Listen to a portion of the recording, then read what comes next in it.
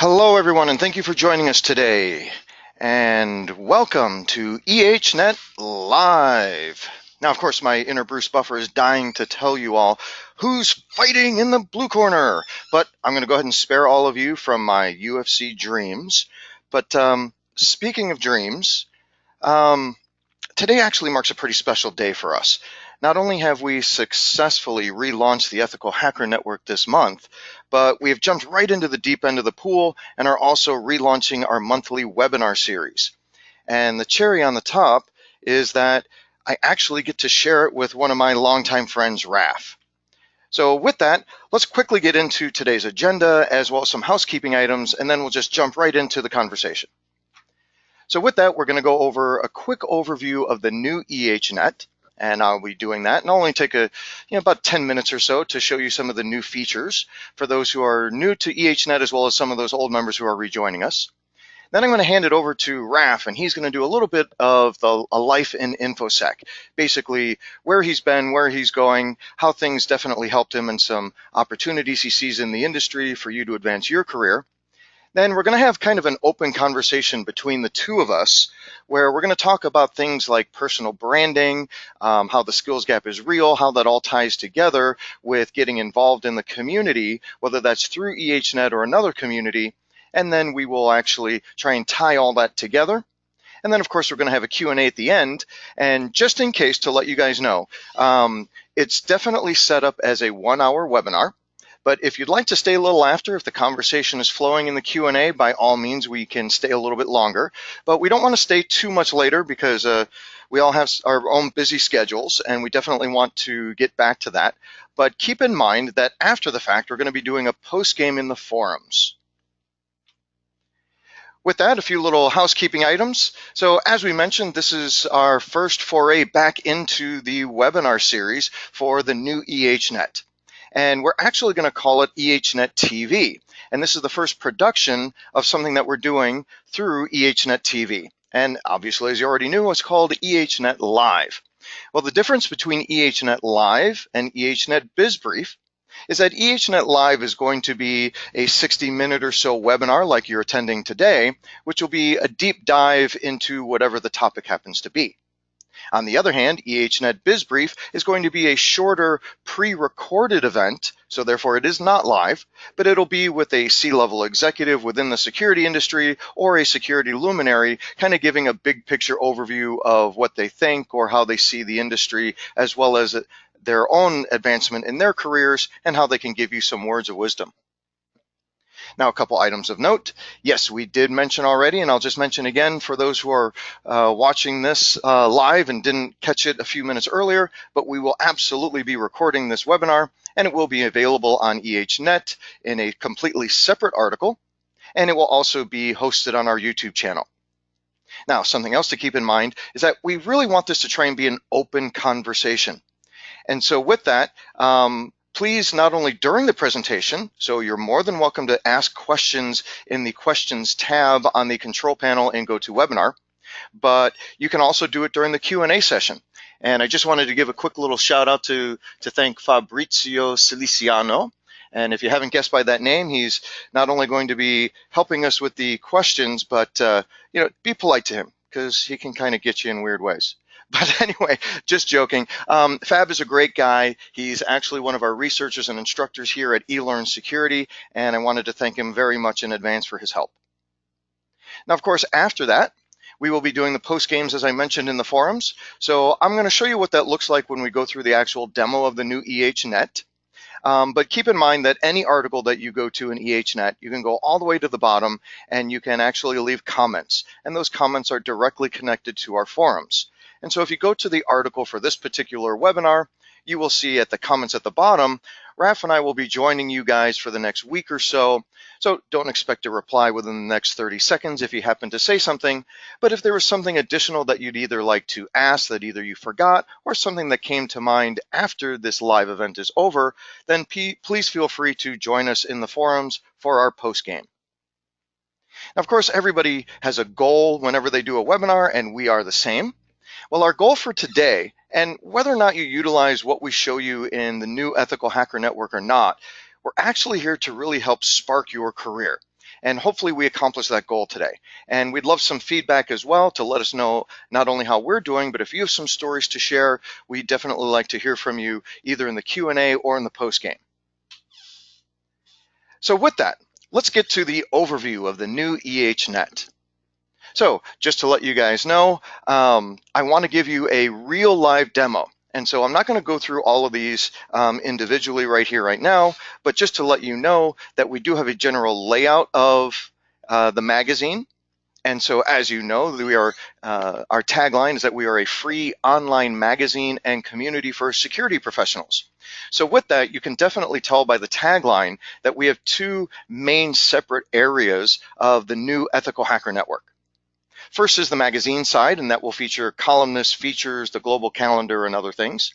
And you can also notice that by looking at the menus at the top.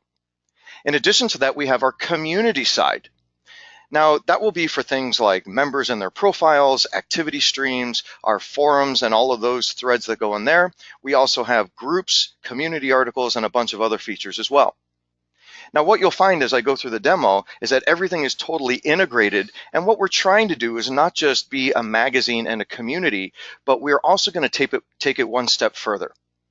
We were always known as the Ethical Hacker Network, where you can go and meet a number of different professionals and join a network, but because of all these new features that we've added on the community side of the house, well, we feel that this now allows you to not only join the broader Ethical Hacker Network community, but also build your own personal Ethical Hacker Network. Now, at any time, if you have any questions, and I don't necessarily cover it in detail because I don't want to take up too much time from Raph, but you can also go reference these articles that are live on EHNet right now. That is the Welcome to the EHNet relaunch, where we go over a lot of the people that will be joining us, and I'll show you that quickly. Also, Hello World, which is kind of like the very first EHNet community contributed article, which was published by myself, and it gives you kind of a how-to on how to get published on EHNet if you are not one of our regular columnists or featured writers. So with that, let's get right over to EHNet and show you what it looks like. So you can see that we actually pulled through the same kind of design aesthetic that we had in the old EHNet, where we tried to make it very clean for you to really experience what you want. But of course, because it's also a magazine as well as a community, we wanted you to have almost like a dashboard so you can see a number of different things that are going on in EHNet all at the same time. So clearly you can see that we have a scroller of some featured articles. But if you wanted to see all of the recent articles on the magazine side of the house, well, that's what basically all of these two columns covers. So on the full left-hand side, you can see things like what's going to be happening with EHNet TV. You can also see links to our YouTube channel, as well as our global calendar of events. Now, keep in mind that we can't possibly know every event that is going on, but if you have an event that you would like to submit to us, by all means, please do so by hitting that little email icon on the bottom right-hand side of your screen. Send us a little note. We would be more than happy to include an event that you enjoy or one that you happen to be running. In addition to that, you can see all kinds of things like tags and what have you. But going to the middle section, this is where the bulk of our articles are. So keep in mind that if we're separating the new EHNet into a magazine, as well as the community side of the house, well, our menu structure actually matches that as well. So if you want to go see any of our featured columnists, now, these are our featured writers, but they happen to be columnists because they're offering their submissions on a regular basis, and that could be either monthly or quarterly. And if you want to see all of their particular articles, as an example, Chris Gates, you can just click on here, and it will not only give you his bio, but it will also, in a very nice way, show you all of his old articles. And of course, since we just relaunched, we will be adding a lot of new content from all of our new columnists. Since we actually became live this month, you will start to see that quickly ramp up between this quarter and through the rest of the year. In addition to that, we have another column here on the menu for features. Now keep in mind that, as you can see from the pop-up window, that features are actually all of the other articles by non-columnists. So these are still featured writers, and they have a great resume that they bring along with them, but keep in mind that they don't write for us on a regular basis. They may have multiple articles, but they do not have an agreement with us where they're going to publish something either on a monthly or quarterly basis. So if you're looking for other articles on the magazine side of the house, as an example, some of our book reviews or even our opinion pieces, that's what you will find here in features. Next, of course, we have EHNet TV, which will include not only the announcements of each one of our events, but also the second article that goes along with each one of our events that also has the recording of the video. So as an example, this particular EHNet live presentation on advancing your InfoSec career, if you actually click on this link here, you will see that this is the announcement that we are having the webinar today, and a little bit about it, as well as a bio of the guest today, as well as how to register. But then as you scroll down, you can see we have not only the social features where you can share this with whomever you'd like, but you can also communicate with us directly through the forums. And this is where our post game will be. So of course, when this particular presentation is over and we have recorded it, look again on EHNet in about a week or so, and you will see a second article, but instead of webinar, it will say video with the same title, and that's where you will be able to go back and either watch and or share the recording that we've done today. The other thing that we have on the magazine side of the house is a global calendar.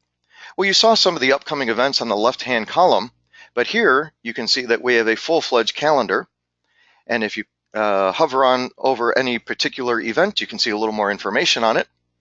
And of course, if you click on that particular event, it will take you to a lot more details of that particular event, including details, costs, links, as well as maps on how to get to that event. Now this becomes important because, as we will discuss in a little bit with Raph, as well as myself, we feel that participating in events, and whether it's speaking or attending or what have you, is a huge part of advancing your career. And so it is a crucial part of what the old EHNet was, and it continues to be a crucial part of us feeling that this is a way to advance your career and getting involved in the community at large. So definitely a very cool feature that we like.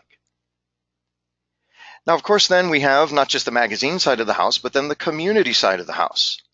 And here, if you actually click on community, you will get to this main page here, which gives you kind of an idea of some of the things that we can do. So in addition to showing you how to join EHNet and what the benefits are, we can also explain to you how to get social, how to contribute to EHNet, as well as how to get noticed. But you can also see things like some of the latest members that we have, as well as groups. So for lack of a better description, all of the community features that we have in the new EHNet is almost like a makeshift LinkedIn. So it's very much like LinkedIn for people like us, security professionals. So therefore, if you actually scroll up and go to your profile, you can see that it's not just a username and a password anymore, but what we can actually do is actually go to our profile in a couple of different ways if you feel like it. But right here, I'm going to go to my own activity. And you can see I can not only see my own activity, but I can also see the activity of every single other person that we have.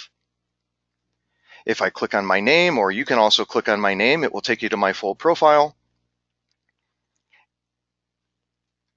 And you can see that there's not only my own personal activity, and I can see it here as well, but I also have a lot of other information that I can share with the community.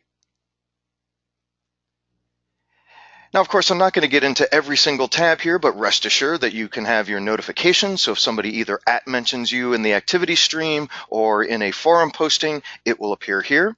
They can send you private messages if you want, as well as do public messages. You can have your friends, but another cool thing is that you can actually have groups. And you can have not only private groups, but also public groups. And those public groups can be anything that you desire.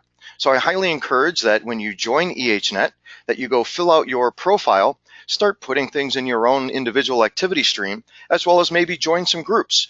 You can even create your own groups if you'd like. And a group can be anything from something based on a geographic area, or if you want to set up a study group for whatever it may be, anything that you want it to be. Of course, you can get to the forums as well. But if you click on the three little dots here on the right-hand side, you can also see that there's a lot of settings that you can control on who can see what and what kind of notifications that you get. But here's the big thing that I want to really partake, or you to partake into. And that actually are articles. So as you probably have seen from the top, that we had the magazine side of the house and the community side of the house.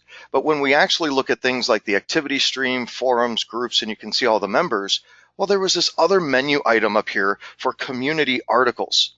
So this is really an area that we are very proud of. This is a way that anybody who is a member of EHNet can not only submit an article, but if it's good enough and we happen to find that it's of decent quality or it happens to be very timely, well, we could actually promote it to the front page of EHNet.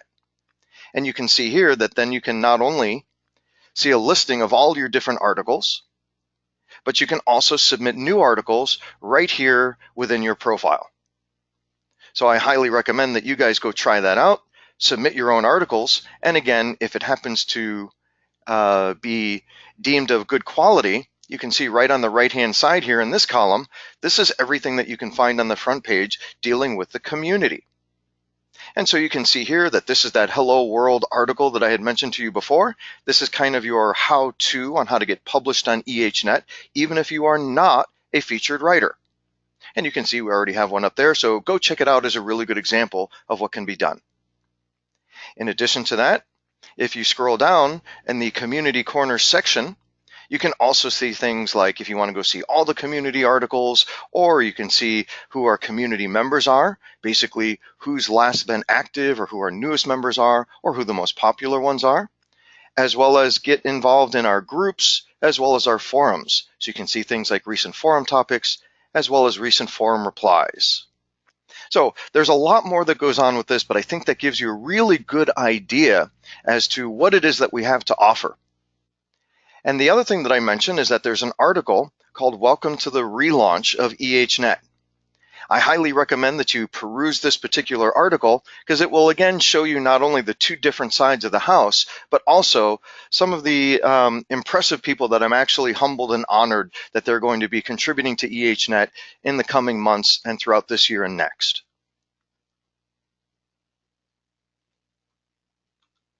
So with that, I think I'll finish off that portion of the demo, and I want to hand it over to Raph. And so Raph, take it away. I'm here to advance your slides for you, and I will let you do your portion of the presentation for as long as you please.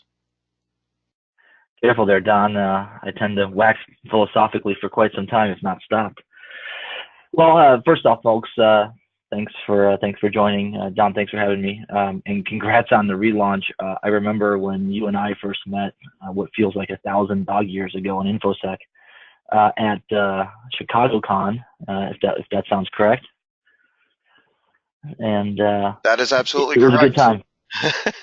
Yeah, it was a good time. It was pretty crazy. Yeah, it's been a crazy ride ever since. So I've got a couple of topics I figured that are worthwhile for the listeners here. If you want to talk about careers, I mean, I may not be the model of a modern major general, but I know a couple of things. I've been there, done that. So I can tell you about my perspective on what a career resume can tell you, the importance of being teachable, picking a path, and some of the career trends, and I'll give you a couple of good parting thoughts if you don't mind. Probably take up 15-20 minutes of your day here. So if you'll go with me, Don, hit the advance button. So let's talk about resumes and standing out. And I mean, and very recently, as a matter of fact, I've spent some time reviewing mountains and mountains of resumes, and I can tell you for a fact that while resumes tend to be one of the primary vehicles to get yourself in front of people. When you want, or the job you want, that is probably one of the least eloquent ways. No matter how great or awesome your resume is, at the very end of the day, your resume is just a bunch of words on paper. And folks like myself that go out and hire, and my peers and others in the industry that are hiring, tend to look for other things. Some of the things I do, I'll go Google your name and figure out, where you've contributed to the community. I'll figure out what kind of person you are. Yep, I tend to look up, people on social media, not so much the Facebooks, because I don't necessarily, depending on the role, right? You don't necessarily care what you do in your spare time, or what your beliefs and your opinions are, because that's your problem. That's your problem in your business. I need to know how effective you can be for the job that you're qualifying for. But standing out tends to be tough, right? Because everybody's got certifications they pursue, and then I get asked all the time about what certifications will make me most qualified for this job, or how do I get in? And we can kind of touch on that in a second here. But when you're looking at applying and you're looking at your resume, it's important to note a couple of things. One, the resume should be just one part of your job search or your profile. Odds are your LinkedIn page will get noticed and get a hit from whoever you're being recruited or looked at by. They'll investigate, you're the type of person you are, the kinds of opinions you have, the kinds of attitude you carry, the types of people you associate with. These are all kind of important in how you behave and how you will represent the organization or the company in the future, right? Once we're past the employment. So let's talk about things like qualifications. I always think that it's okay to apply for a job you are underqualified for if you can demonstrate the ability to get there. What I mean by that is I myself have applied, and I've had people apply that clearly don't have the experience that the job is asking for. But what they do have is a clear history, both on their resume and in their job history that's verifiable, of going from one level or one particular set of skills to another. Right? Being self-taught is a big deal. I value that tremendously, and I know lots of my peers do. And that's one of those things that's kind of important for us to figure out, how do you get there? How do you get to a job? Because look, nobody is new to this industry that hasn't seen the entry-level job, 5 years experience required, right? Some of those are just plain written wrong by people who don't understand what they're hiring for. But beyond that, it's important to note the things that you're trying to achieve and how you're going to present yourself for that role. So if it's a leadership job and you never had a leadership job, so you can't qualify for a leadership job, then maybe you just demonstrate leadership qualities. Go perform leadership activities and then put that on your resume, or make sure that stands out on your LinkedIn page or in your profile somewhere, that you are in fact demonstrating leadership qualities. So while you've never had leadership experience as a job title, you're more than qualified for it, right? So that's important, right? Training early, often, and repeatedly. There's nothing that tells me more about somebody than the types of training they take or how they get trained. Getting out into security conferences is a great way to get trained. There's lots of paid, inexpensive, paid, sometimes expensive. I mean, those, like SANS classes, right? You don't have to go to something like that that's super expensive. And not all of them are, I mean, insinuate that, but you don't have to go to these paid events that are highly qualified to be able to gain experience and get trained on something. Conferences like B-Sides, local security conferences, local events will help you get in and get you trained. There are local groups. There are, all sorts of ways to get involved and get training. Heck, there are plenty of webinars. Don, I think you know a couple that may help you get in and get into those streams of learning and being trained. And by the way, don't disqualify the amount of on-the-job learning and training you're going to get, because there's absolutely nothing worse than a job that has you doing the same thing over and over and over again with no training, no expansion, right? That's a place you want to get out of. When we talk about how do you interview and how do you stand out, right? So how do you get that job? How do you interview? Always, I'm a big fan of this, and I know the community has different opinions on this, but I always say dress appropriately for the occasion, and be appropriate. It's one thing to work in your PJs every day. It's another thing to show up to an interview look dressed like that. Sometimes your company, know the company culture that you're going to interview with. Some companies are suit and tie. Some are shorts and t-shirts. Know the kind of company and the kind of culture and the kind of customers and the type of environment you're going into. Different industries, different people that you're going to go interview with have different thoughts and opinions and how they see it. At the end of the day, respect yourself and the people that you're interviewing with enough to make sure that you're dressed appropriately for that kind of occasion. And that you've done some homework on the people you're interviewing with and the company you're interviewing for. And that's actually a Are really good they? point, if you don't mind me asking you something really quickly here. Yeah, please. Because a lot of people actually make comments to me, because I know I get into this discussion on, well, a hacker is supposed to look like this, or a professional is supposed to look like that. And one thing that I really want to point out very clearly is, as Raph pointed out, know the organization and what their culture is. Because as a really good example, first and foremost, what I want to say is that by dressing a particular way to meet that that culture of the company that you want to interview with, that does not mean that you're selling out. So it doesn't mean that they're either not highly technical or what have you. But on the other hand, as Raph pointed out, if you're not comfortable with that, keep in mind, it's not just the company interviewing you, it's you interviewing the company. And if that particular, in that particular example, you may not fit well with that company, so you may not want to go work there, especially if you feel like you're selling out. But something else to point out, and Raph, I'll let you take it from here, but Raph is a really good example.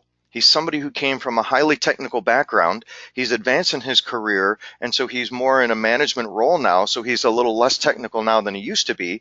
But on the other hand, he's chock full of tats. So can you address that on how not only dressing the part, but not necessarily selling out or changing who you are as a person, how that can actually benefit you in the job interview process? Yeah, absolutely. Thanks for the kind overselling me on being technical. Yeah, I had some technical chops once. But yeah, I don't fit your typical executive mold. I like to think I'm not entirely boring. When you think of execs, you think of people that are boring and static and black suit, white shirt, and black wingtips. That's simply changing. I mean, that style is going away. But at the same time, there's a way to, I think a friend of mine, Silicon Valley Cool is what he called it, right? Where you've got the jacket, and you've got maybe jeans and a cool pair of kicks and the button down, right? That's sort of that I understand that there's a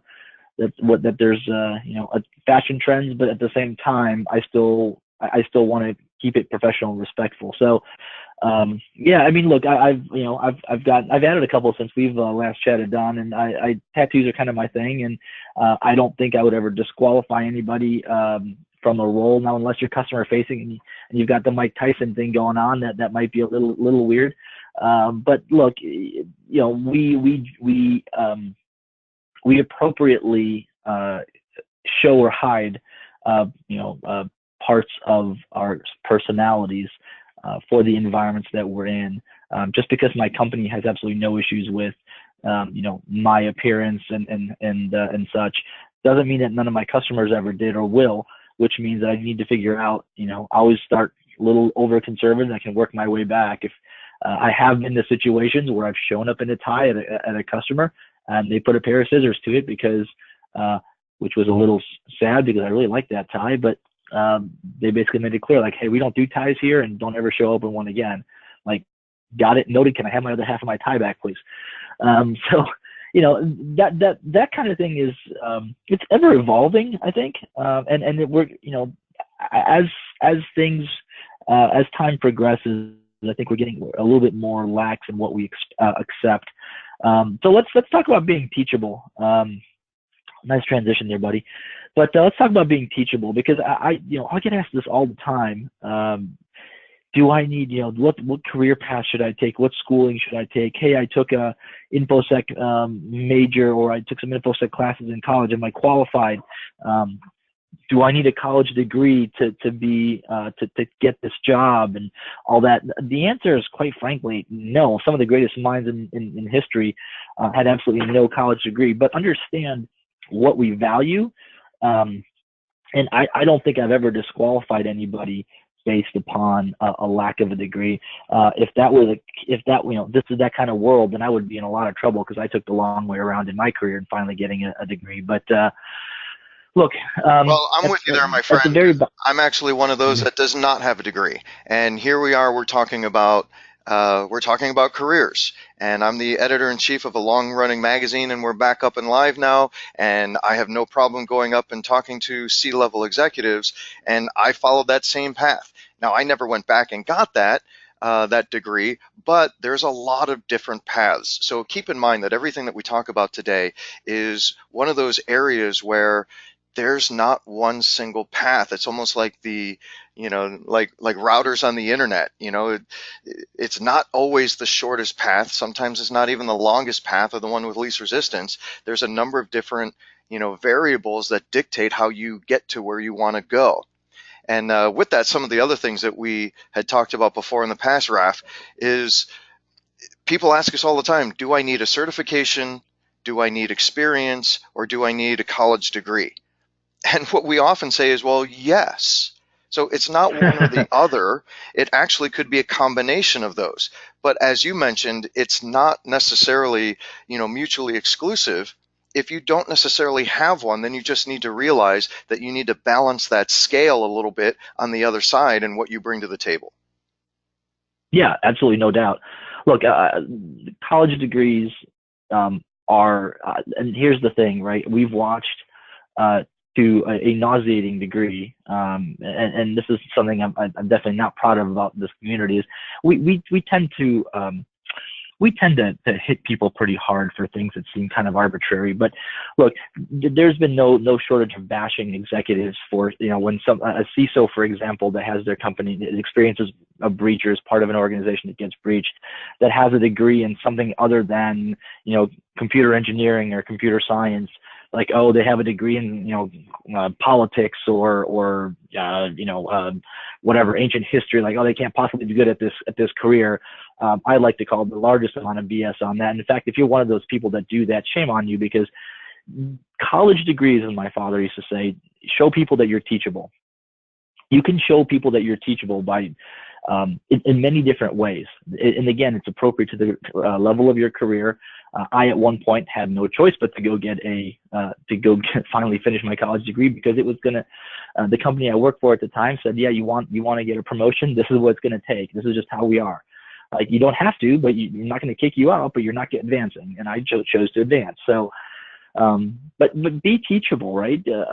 Show people, show your bosses, your friends, your colleagues, your community that you are willing and able to learn. But again, that doesn't necessarily just mean a college degree. That, professional certifications. There's all kinds of different ways to do that. And so I think that's the big takeaway here is, professional degrees, college degrees, certification, stuff like that shows people that you're teachable and you're willing to learn. And, that frankly, you're somebody that can be taught, and that you're somebody that can take on new challenges, that you're open to new things. Yeah, and not just take on those new challenges and be teachable, but to be totally honest with you, most people who are looking to see that you have that college degree on your resume, they want to see that you can actually take on some large effort and complete it. So it's not necessarily that you have a degree in X, Y, or Z, because as an example, a degree in philosophy might be really good at doing your CISSP because it's a lot less technical and it really does take that kind of mindset. But really that's what they're looking for, to see if you can complete some major project. So therefore, if it's not a degree, then show that you're teachable in other ways. Yeah, absolutely. And if you flip the next slide, that leads us into a perfect place, right? So the whole concept of dirty jobs and sort of the way that a lot of us, I'll say back in my day, got into this industry is, look, there's a million different ways to get into InfoSec. I know plenty of people who started off by finishing a college degree and went straight into information security. I myself started putting computers together at a white box shop back when we were installing DOS 6.0. So that may be dating me significantly, but there's this feeling among those of us that are hiring that you sort of have to be in the trenches and do the work to earn your way through our career path. I'm one of those people that believes that pretty fervently, meaning that you don't just get to wake up one morning and be a senior something or other, right? You have to do the time if you want the reward for it, meaning go do all the types of, like, if you want to be able to talk to system admins about how, and give them advice about how to be a good system admin with respect to security, my advice is go be a system admin for a while so you understand that. You don't get to be qualified to tell developers what to do until you've actually tried to write code and realize just how difficult and painful and hard that is. Because frankly, before you do that, if you're just out there, you're a philosopher, right? Which means you've got all these great ideas, but you don't even know if any of it works. And that's not to say that there's no room for people that are good at tearing things apart but can't build them back together. It's just, we have to be conscious of our own limitations and efforts and abilities before we go there. So I've liked, one of the things I like about where I am in my career and how I got here is I did some things that, I did the ops jobs where, you start Friday at 8 a.m. and sometimes you get home mid-afternoon Saturday or, in time for dinner on Sunday because something went wrong in a data center, or an app crashed, or, we had to go patch 1 million servers or whatever it was. And a lot of us have done that, right? That way we understand the workings of those departments, those groups. That's how I think that's kind of how you progress into leadership and management. And by the way, those are not the same thing. By being able to sort of walk through those stages, walk through those different career components. And then Don, look, you've had occasion to run in with folks in your time that are at various stages of their career. Any advice there for kind of doing some dirty jobs before you get into the big offices? Oh, absolutely. And one thing that is often misunderstood is that when we say that somebody's got to do those dirty jobs, that just means those people without the degree. But I'll tell you what, being in the trenches and doing that work and gaining that experience, it's almost like being in the military. When you go talk to somebody else in the military, they know whether you're BSing them or not. And so therefore, by doing the dirty jobs, you're actually, by being able to talk about those experiences with whomever is doing the hiring, you're going to endear yourselves to them. You're going to make a connection that people who don't have that experience, they won't be able to do it. And so therefore, it's not just for those people without a degree. If anything, if you have a degree, you also need to do that, because we all know that there's a big difference between book smarts and street smarts. And it's not just learning something from a philosophical point of view and then actually getting in the real world and doing it. But we also know that the highly technical stuff that you want to learn is actually not taught on the university level. They're getting better. There are plenty of programs out there that are really starting to get their hands dirty in modern tech, but for the most part, they're not. And so trust me, somebody who's doing a hiring will actually be turned off immediately if you try and approach them by saying, well, I have a degree, I'm ready for the job. Well, they're going to kick you out pretty darn quickly. And so if you could say, not only do I have the degree, but look, let me show you what I did in the trenches too, then that's a double whammy that's hard to overcome. Yeah, that takes kind of me to, if you flip the next slide down, that kind of gets me to this next point I wanted to make too, is that career progression. I've had this conversation so many times. I figure it was worth at least a couple minutes to talk about. Career progression is something that's unique to everybody. There is no defined career path that you must be on. Let's just make yourself comfortable with that. Anybody that tells you that, if you've been doing the same thing for 10, 15 years, that you're not progressing, or you're not, growing your career, or you're not growing yourself personally, just ignore them, because that's nonsense. There are different types of people. There are different career paths, and there are different places we want to take pit stops. For example, I remember early on in my career thinking, man, I love having my hands on keyboard all the time, doing manual config, and working with this, working in Windows environments, working in Linux environments, playing with the routers, configuring firewalls. This is what I want to do the rest of my life. And I found myself a couple of years later going, all right, what's next? Been there, done that, right? Not everybody goes through that. Some people find new and exciting challenges within their same sphere of where they are.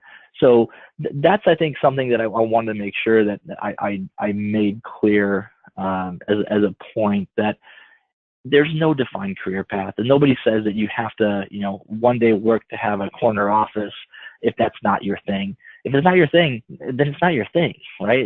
It's wherever you can. Look, pay scales are bonkers in InfoSec right now, and there are people that are really good. It used to be that if you're technical, your pay scale topped out at a level where a mid-level or a low-level exec would always make more than you. That is no longer true. I promise you. There are folks that I've looked at in their resumes who are highly technical, have a very specialized skill, and make a tremendous amount of money by anybody's measure. Heck, they make more than some executives I know that are very, very senior. And so it's a matter of what we value as an industry, or what's valued in your job, in your chosen field. Right now, technical skill is extremely highly valued, and there is a need for it, right? There's a need for it. I'll take a second to address kind of the talent gap, because we keep seeing negative unemployment. We keep seeing how there's just not enough InfoSec talent, and how we don't have enough people to fill jobs. There's more jobs than people. And while all of that is technically true, I think the major problem that our industry has is that we have people in the wrong jobs doing the wrong things sometimes. Because look, there's no defined reason why every company needs to have a 200-person SOC, some amount of support, whatever. That kind of stuff. There are ways to automate. There are ways to focus your company's talent, or the type of talent you need, on mission-critical applications of that talent, and then commoditize the rest. So when we commoditize the rest, we leave it to automation, or we leave it to partners, or we leave it to outsourcing or something like that. That's a way to get scale. And I think if we just sort of acknowledge that, which we're not doing as an industry, which is kind of weird, we recognize that the talent gap isn't so much a talent gap, it's how we use that talent. I have met some brilliant people that are in jobs that they are so overqualified for. It's ridiculous. And I think to myself, why is that person, why have they not been given or put into a role, or their talent not better utilized? And that comes back to the leadership or the management. And so, it's the Kenny Rogers advice that on playing poker. Sometimes you got to know when to hold, fold, walk away, run, right? Hold is if you got a good thing going and you enjoy it, keep it going, right? Fold, sometimes it's just time to move on. And I've had people move on from the jobs, that I've had them in when they've worked for me. And the best thing you can do as a manager or their support is wish them the best of luck, and make sure that you don't prevent somebody from doing something that they love. And you're right, and that is pretty rare too, because it's not always management's fault. So it's not just management's fault that they're either hiring in the wrong position, and you're not going to find that many people who are like Raph who will tell his reports that, you know what, I think you're going to be happier somewhere else, and I'll do everything I can to help you. And so with that in mind, it's also your fault, your responsibility. So sometimes the hardest thing to do is actually be honest with yourself. Do I like this? Could I be happier somewhere else? There's nothing wrong with exploring other opportunities. So even though this picture here is showing you a ladder and it looks like a one-way direction, it's not. You can jump off that ladder at any time. You can jump off to another department within your company. You can jump to another company if you want. But you need to be honest with where you are, where you want to be, the skills that you have, and the skills that you need. Yeah, absolutely. That's a great way to put it. Look, and there's times where you are in a role that is not going in the direction that you want, so it's time to walk away. And there's times where, we've all been a part of that, where you've got a toxic situation, you've got leadership that's infighting, you've got no direction, you've got no career path that you see for yourself and you want.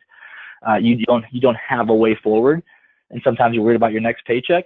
Get out. This industry has opportunity for you, and if you think you're stuck in a job, ask. People will point you to dozens of job openings, especially for folks that are mobile and can relocate and move around. I mean, if you're not particularly tethered, and if you are, working remote is not the crazy taboo thing it was, a long time ago. And that while there are some companies who are horribly misguidedly going back in time and saying, everybody, let's bring back everybody back to the office. Now, let me be clear. There's legitimate reasons for doing that sometimes, particularly when you're doing like a corporate reset or, doing something of that nature. But understand there's reasons for it. There's a lot of big companies that have simply said, if you're not in an office, you're not working. That's absurd. It drives the wrong kind of behavior. And some parting thoughts from me. Look, this is a direction, not a destination. What we're doing is we're going into a direction. We're never gonna. This is a lifelong journey. I think many of us can't even actually think of what retirement looks like for us, because it just means working less or working on our own terms.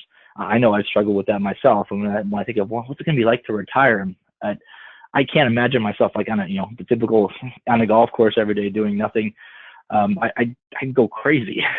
My brain needs puzzles to solve. My brain needs engagement and activity. And a challenge, and I'm not saying that's not golf, but every day doing the same thing make it repetitive. So remember that the career you're taking is a direction, not necessarily a destination. Next, Don. So service, not self-promotion. And look, I'm not saying I'm not guilty of this. I'm not saying everybody isn't guilty of this, but this is something for us collectively to work on. Service is something that I think we should get better at. Be open to providing service, be open to serving others, be open to being selfless. I know it's easy to self-promote, and I know it's, it feels like the right thing to do to go stand in the spotlight and be the cool kid for 15 minutes. But as high as that ladder can go, it's a long way down. So just be careful and cognizant of that. It's just, this is the kind of industry where it's really easy to do that, particularly if you've got a really good set of skills, and you can be a rock star. There are no rock stars in our industry. None of us have that, and I don't think we should ever aspire to that title. Next, Don. I will leave you guys with this thought, and hopefully it's something that'll resonate in your head. And you'll take it with you, but you can't make your career by hurting somebody else's. This is unfortunately something that has happened many times in the information security community, and it's people that decide that they're going to make their career by destroying somebody else's or attacking somebody else. That was never cool on the playground when we were kids. It's not cool now, and should never ever be cool. And those types of folks, we just collectively need to go push off into a corner and ostracize from our community. Because as far as your career goes, remember, you're going to be judged by not only what you do, but who you associate with, and your actions, right? And not just, and your deeds.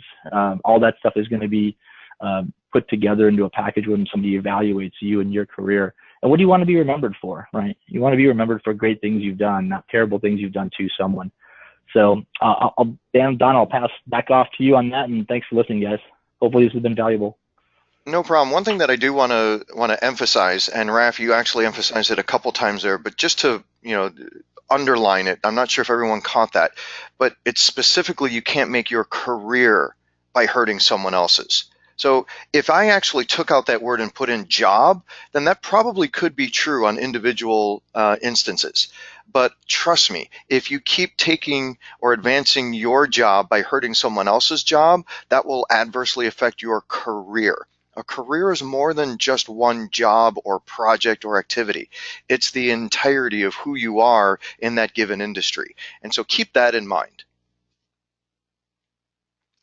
So with that, even though he had mentioned a couple slides ago that you should be of service and not really be that personal, but keep in mind, like we mentioned before, there are a lot of things that are not necessarily mutually exclusive.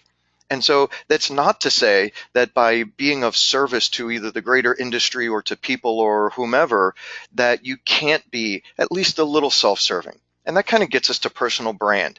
So a lot of people know what that is, but so we can define it, clearly went to Wikipedia, and it's really the idea of, instead of just marketing a product or a company, you're actually setting yourself up as that brand.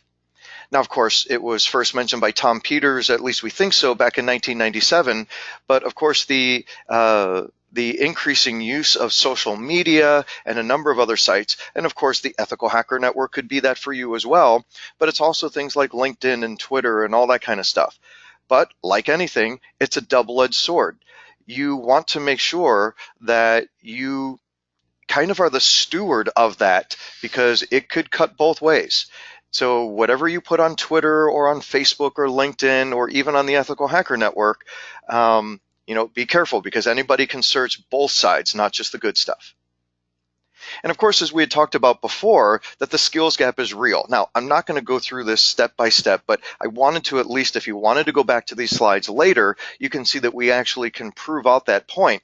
But one thing to really keep in mind is that one of the takeaways on this slide from this particular study is that it's not just that there's a skills shortage, but because of that skills shortage, people are finding the need to hire and then train junior people. So what Raph mentioned earlier was really important. Show that you can be teachable. Show that you are a go-getter. Because, man, I can tell you a number of instances in the past where when I was a manager, I actually found it a better idea to hire somebody that was a go-getter and was totally enthused. And I could tell that no matter what I did, he was going to say yes and tackle that job. And if he didn't know how to do it, he was going to go find out. And trust me, that to me was much more valuable than the person who came with a bunch of experience and who was kind of stuck in their ways.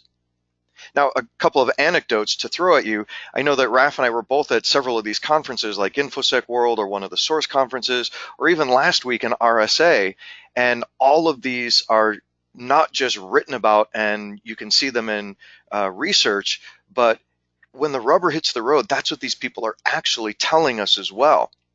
But with that, are the skills enough to build a lasting career? Well, not really. I mean, skills are definitely important, but you need to do other things. And Raph, anytime you want to virtually smack me on the back of the head and throw some comments in here as well, some of the things that we kind of peppered our previous slides with are, how do I actually either get that experience? How do I build that knowledge? There's a number of different ways that you can do it. And you can see here that you may not even be the only one who's making this kind of leap of faith, as it were. A lot of people do it, and it's actually a proven course to take. So as an example, let's say I want that higher end job, or whether it's in management, or I want something that is more technical that I have experience for, and I don't know how to get that experience. Well, it's not the way of the world now where you don't have the ability to just go do it yourself. And so with that, you can do it externally. So you can go volunteer for a nonprofit and get some experience that way. Trust me, you may not get paid, or you may get paid and you may get a lot less, but the ability to put that item on your resume is worth its weight in gold. Also, you can do things like join an open source project. You need some technical skills on a particular task. Well, go volunteer for that open source project that's going to, give you the technical chops that you need. I tell you what, Don, that's I'll just jump in for a second. That is a great thing to say, because I have more than once in my career come across folks who don't have professional experience on their resume, but in the conversation, they're like, yeah, but I've been involved in this project and this project, and you go look it up and you're like, dang, like that's a lot of work. That's, some open source project somewhere or some community involvement, something like that. And you're like, you know what?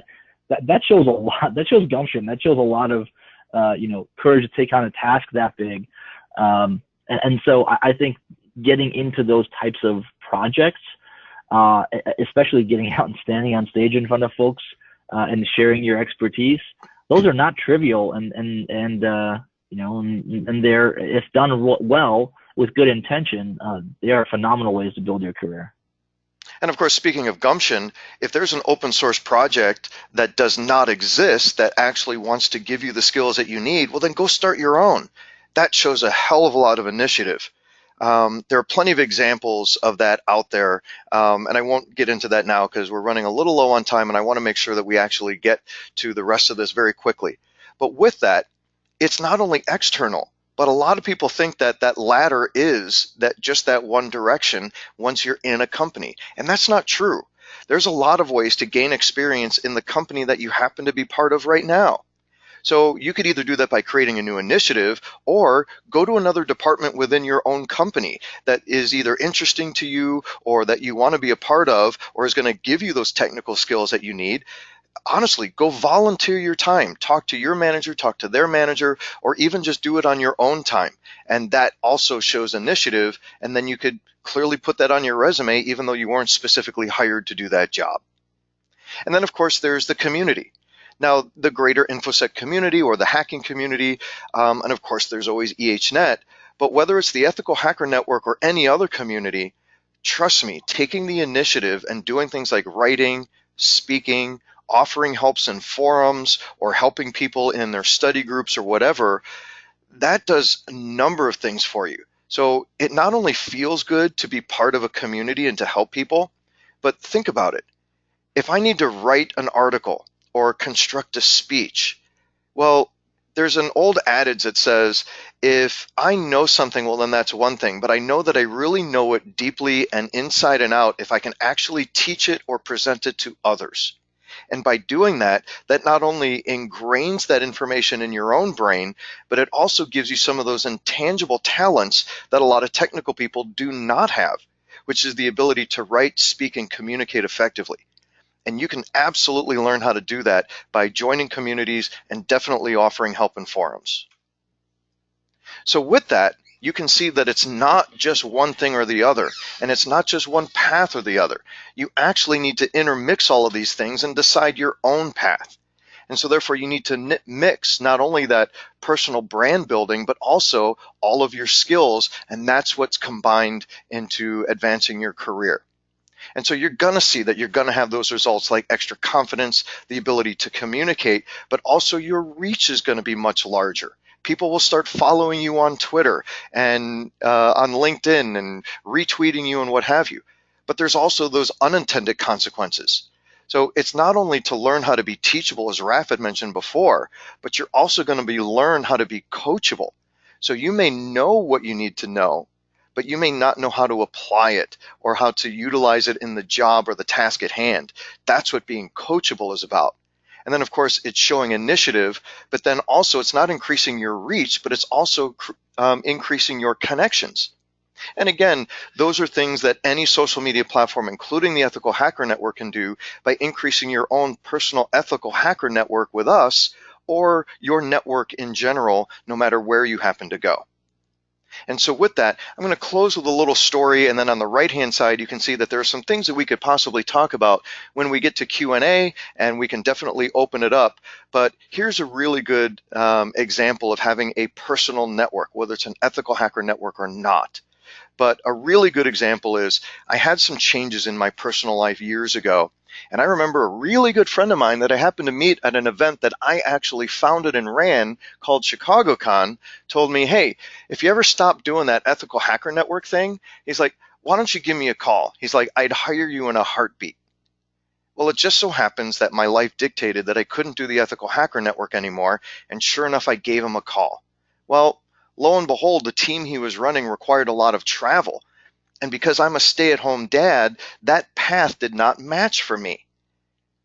But because I had made that personal connection, he was in my personal network. And because I had shown him not only that we were good friends and we could, toss back a few at Black Hat and DEF CON, but he saw the projects, the public projects that I was able to accomplish and that I was able to do. He said, you know what? I may not be able to hire you, but I know somebody that can. And lo and behold, one thing led to another. I got that job. It led me on a path back to Armando and eLearn Security. And here we are back with the Ethical Hacker Network. And it's the path that I not only wanted desperately, but that I kind of carved for myself. So with that, before we get to Q&A, just want to make a quick little announcement that we're right near the top of the hour, and I wanted to remind you that EHNet Live is going to be, as I mentioned before, a monthly event. And so next month in May, we're going to have a guest, Adrian Sanabria, who's going to be talking about GDPR. Now, we're doing this webinar next month, the actual day right before the actual deadline. So at that point, time's kind of up, but now what do you do? So join us on May 24th for some common sense next steps, whether GDPR applies to you or it doesn't, whether you actually met the requirements of the deadline or not. Join us next month.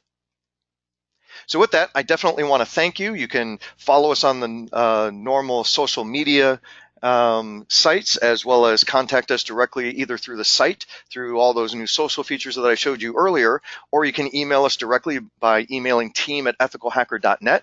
So I definitely want to thank you for joining us on EHNet Live with our special guest, Raph. And with that, you can feel free to leave us if you want, or stay with us and ask him some questions. And again, I will remind you that we will have our post game in the forums. So if there's anything that you either don't have time to ask now or we don't get to, or you just kind of think about it later, go to the Ethical Hacker Network and find the article, which Jens had actually put into one of the chat windows, and continue the conversation there. So with that, do we have any questions from the audience, Fab? Hey guys, we've kind of been answering some questions in real time as they've been coming in. There've been more general questions about, logging into the site, etc. But nothing yet. No problem. Well, just let me touch on that, and I'm sure that it was somewhat answered in the questions in the chat features. But keep in mind that to bring the Ethical Hacker Network back, I joined forces with eLearn Security. Now, the overarching structure of that means that we are now part of what they call the Kyendra ecosystem. Now, because of that, you can then have, very much like what either Google does or Microsoft or Apple, is that you have single sign-on with your email address and your password, and then based on where you want to go, you can have direct access to those, and it will be seamless in a single sign-on fashion. So that's why when you logged into the Ethical Hacker Network and created your brand new account, that's why you saw the word Kyendra there. Now, there are notes at the top of that form as well as the bottom, and there's a number of other ways that we try and inform you, but I do still realize that some people miss that.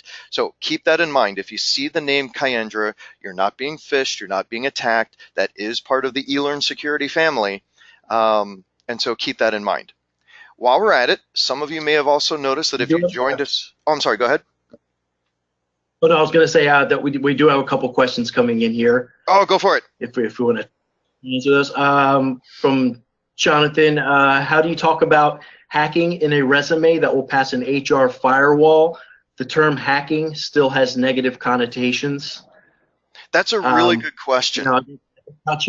Yeah, depending on the environment you're interviewing for, people look at that differently, but I'll let you go for it, man.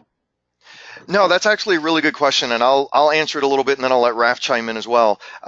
Keep in mind that the name of our site is the Ethical Hacker Network, and when we started over a decade ago, and you can actually read this in the letter from the editor that I wrote and had the link on that I discussed earlier in talking about the relaunch of EHNet.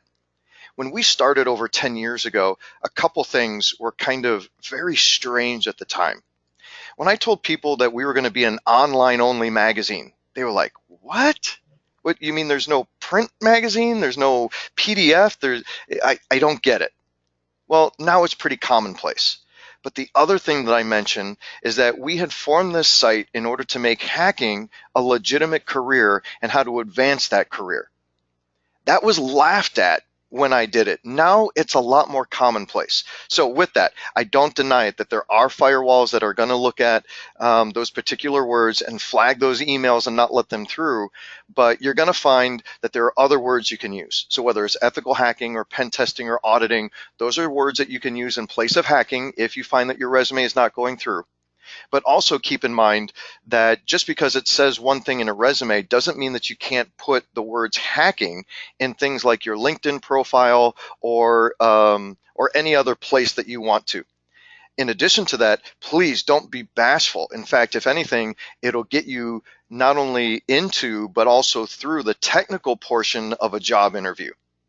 So some people may not know what hacking is when you're on the HR department, but definitely when you start dealing either directly with or either via email or in person with that technical person, then let the hacking terms fly, man. Go for it, because they're going to know what the difference is. It's really about knowing your audience, though, Don. Right?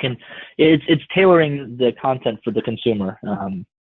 And I would always say, it's the type of career path you want. So tailor your resume or tailor what you're writing to that career path. If you want to stay in a highly technical career path, hacking may not be as taboo as if you're trying to get and look for some of those different types of higher level roles.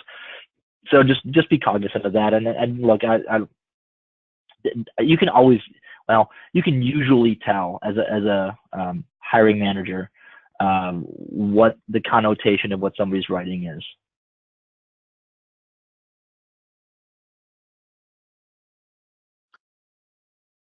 Well, we've got a couple other questions.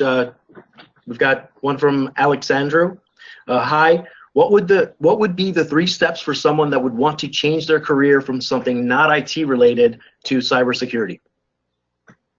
Oh, if you want 3, then it's education, education, education. Enumeration now. Got it. Yeah, exactly. I mean, there's a number of things, and so if somebody's looking for exact steps, I mean, we could probably talk about that and glean out, whatever those specific steps are and break them down into 3 if they really felt like it. But some of the things that we talked about earlier, well, go get that education.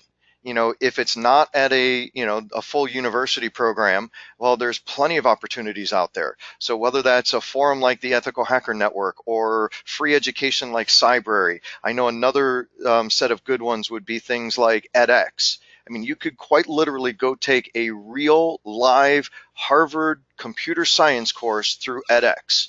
There's MIT courses, there's all kinds of stuff. You can also go to things like Microsoft Virtual Academy. If you want to learn how to do Python, trust me, there's plenty of sites out there where you can do it. So if you really want to change careers, then honestly, the way I've described it to a number of people is that sometimes, you have to continue to do what you have to do, so therefore you can continue to do what you want to do. And what I mean by that is that it may take a lot of late nights and weekends and maybe sacrificing some time with your friends or family, kids or spouses. But with that, explain to them that this is my dream and this is what I want to do, and then go do it.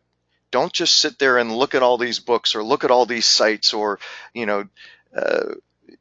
actually go do it. Set aside that time. In fact, here's another really good incentive or a trick that you could do to force yourself to do something. Go tell either an online community, your best friend, or your boss, or whoever it is, that this is what I'm going to do. Because once you open it up to the wider world, then, and if you don't do it, they're going to come hound you and say, hey, what about those big goals you keep talking about? So there are a few things, and I hope that helped. But with that, it's not only the education part, but then again, go get involved. Trust me, everyone has been in the position that Raph and I have been in, where we wanted to either be that person, we wanted to do that job, we wanted to be on stage like that person was doing, or host a webinar, whatever it may be. So go talk to those people. They're dying to give you help. If you want, I can give you another really good example where, one of the people that mentored me and really gave me a lot of help was Ed Scotus. And all I simply did was I went right up to him and I talked to him. Now, of course, don't hound somebody, don't don't become a stalker, as the kids all like to say now. But, I think you get what I mean. Go get the help where you can get it, go get advice, and then actually follow that advice. And then the final thing is get involved. So whether that's in an existing project, a new project, whatever it may be, you can actually build an entire resume of non-employment items that includes projects that you work on. So I hope that helps. And Raph, please feel free to chime in. You nailed it, man. That was pretty well said. We've got a third question here. As far as careers, is it harder to get in and grow in the private sector or the government sector for security? Ooh, I've not done both sides, so I don't know. I suspect they're both fairly. I mean, they've both got their challenges. Neither of us have, I think, ever been on both sides of it, so I'm not sure I can effectively answer that question. Now, I haven't worked for the federal government, but I did have a job when I was working at UIC where I was a director of IT, and that was a state-run institution. So I have a little bit of experience in working on that side of the house. And there are just some different things you need to look at. And again, it's knowing, knowing your personnel, as they say. Know who you're presenting to, because they may have different requirements. And sometimes you can even ask them. That's difficult sometimes. But that being said, if you are coming out of, let's say, the military and you have clearance, but you have zero security skills whatsoever, well, getting those security skills is easy. Getting that clearance is not so much. So you already have a foot in the door. So that's one way that you can approach that. On the other hand, if you're looking at, let's say, a state-run institution like a university or a local government or what have you, a lot of times you're going to be dealing with unions. Now, that's not necessarily a good or a bad thing. It just means that you need to know what it is that you're going for.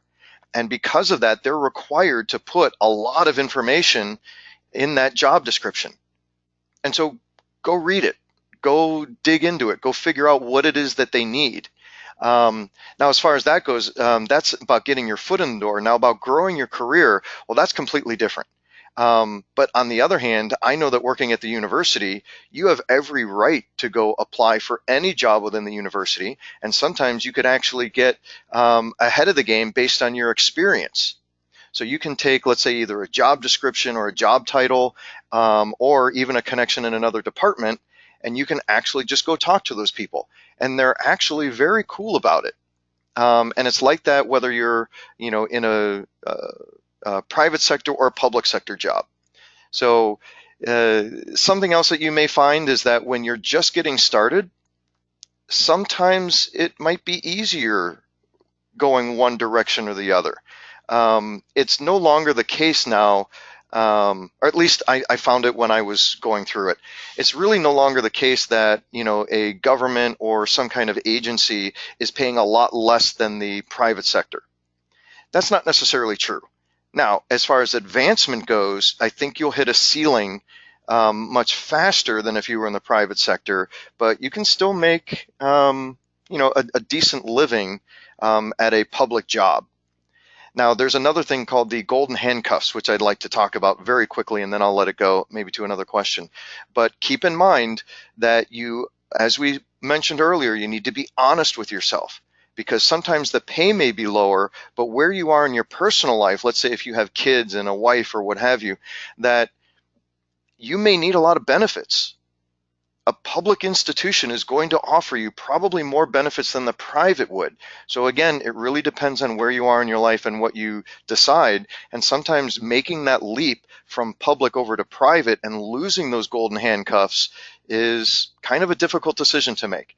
And they call them golden handcuffs because, hey, they may look nice and they're giving you a lot of benefits, but I feel like I'm stuck. I'm held prisoner in this job because of that. But again, it's totally up to you and it's your life. Go do what you need to do.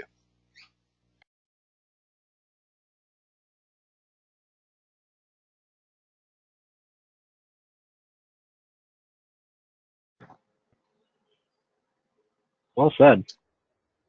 We got another one here real quick. Can I ask you guys, what are your thoughts on quantum computing from a perspective of security? No. How would it shape the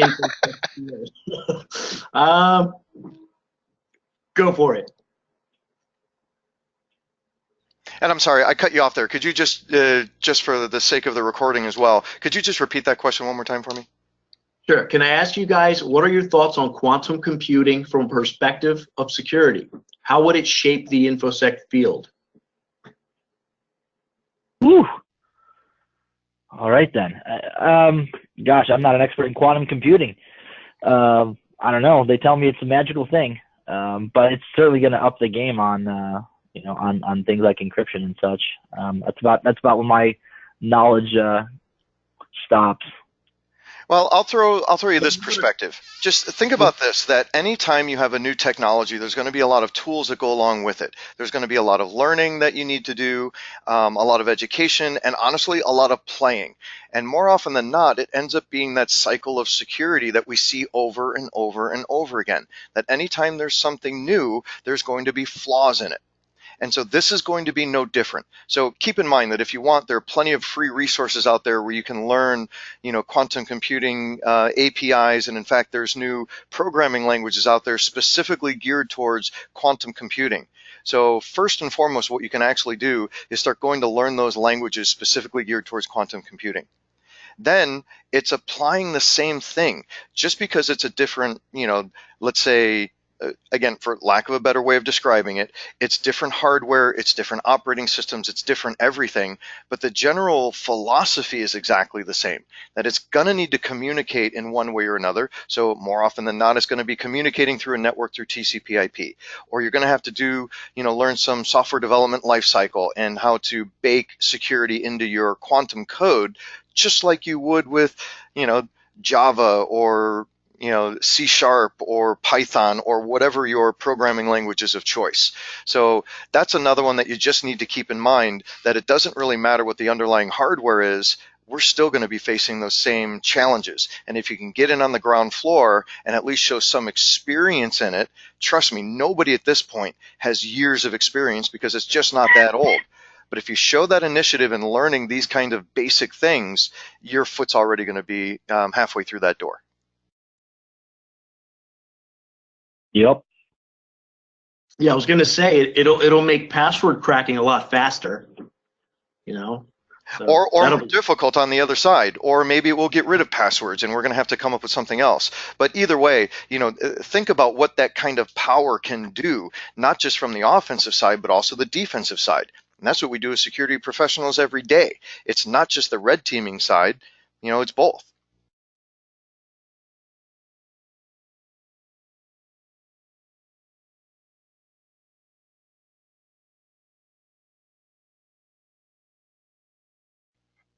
All right, so we're about quarter after the hour here, so we can actually either wrap it up. I'd be more than happy to stay a few extra minutes if anybody else had any other questions or feedback, or if there's anything else they want to talk about.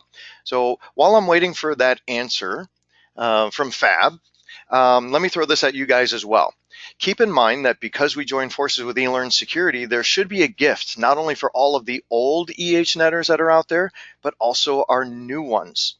So you may have noticed that if you either joined EHNet again and rejoined us, or if you become a member of EHNet, you probably got a neat little email in your inbox. So for those of you who haven't registered yet on EHNet, I would highly recommend you do so, because there will be a free version of eLearn Security Pen Testing Student course. Now, keep in mind, eLearn Security has Pen Testing Student, Professional, as well as Extreme courses, and a number of other courses. And their claim to fame is that everything that they do has a practical side to it. So keep in mind that when you're taking a course, you're going to get custom dedicated labs where you can actually get hands-on with the information that you're learning. And it's also that way with our certifications. So our certifications you cannot earn by simply having a multiple choice quest or quiz. You actually have to show, in this example, that you can perform a pen test. So go check that out. You'll actually get free access to the bare bones version of Pen Testing Student. So that will not include the exam or the labs themselves, but it will include the entire course and its materials. So it'll give you a really good idea of what we do and how we do it. All right, so with that, Fab, do we have any other questions that popped in? Nope, we do not. Just someone posted an article in regard to quantum computing in there, so you can always check that out. Well, no question. If you were more than willing to put that into the GoToWebinar control panel, then I would highly recommend that go post that in EHNet. Once you become a member, everybody has their own profile and therefore their own activity stream. So just go paste that URL in there just like you would on LinkedIn or Twitter, and it'll pull it up and share it with everybody. So with that, I thank you guys so much for joining us. Raph, it's been a ball as always. Can't wait to see you again soon.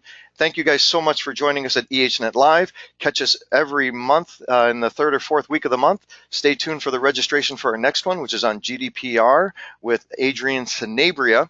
And with that, we thank you so much. Look for that recording in a couple weeks. Goodbye, and thank you so much.